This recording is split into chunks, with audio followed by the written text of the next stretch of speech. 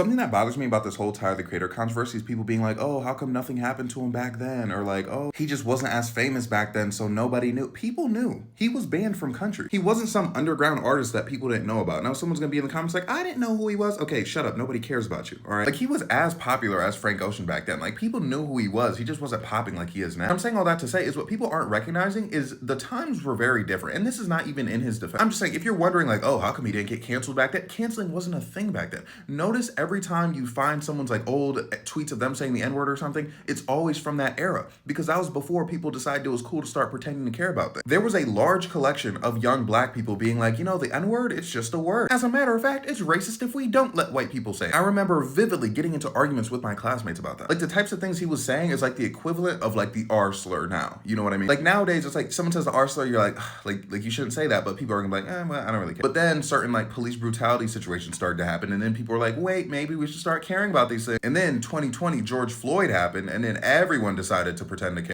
Mind you, I will say the things he was doing were still out of turn for that time period. Back then, he still had a bad reputation. I think in regards to the whole controversy, and again, I'm not saying what he was doing or saying was right, because obviously, like, in it being a product of your time is only so much of an excuse, right? But I think the concept of the fact that this whole thing started because his white fans were behaving a certain way, and then people decide to flip it on this 30-plus-year-old man for things he did when he was in his early 20s and late teens. He's clearly not on that anymore, and subsequently ignore the white people that were the start of this to begin with. It's like, I understand people are like, oh, we have to hold him accountable. I feel like now you're holding the wrong people accountable. Now, mind you, if this just came up out the blue, okay, fine, whatever. But this conversation literally started off because we were talking about white people disrespecting black music, actively currently doing.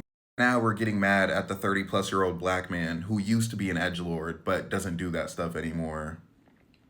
Do we see how we're not like confronting any actual problems or like solving anything with this? And the thing is, on top of all that, I know for a fact he's gonna drop his next album and people are gonna be like, hey, like, remember that? But they're still gonna listen, okay? Like, his fans, like, you're not doing anything.